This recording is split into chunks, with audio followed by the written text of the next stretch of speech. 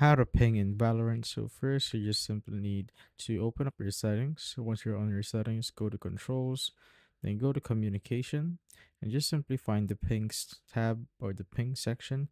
Then here is the ping tab and the ping wheel right here. Ping wheel hold. So it is set to default to Z on your keyboard, but you could change that if you want. So you could change it to your mouse button or something. So for me, I'm going to leave one for Z. So once you're in game, you simply need to click on Z just like that.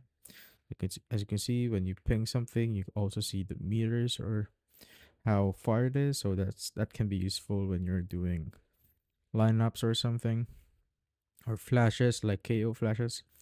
And you could also hold the Z key on your keyboard to show other pings, like the warning ping right here, and these other pings like the assist ping.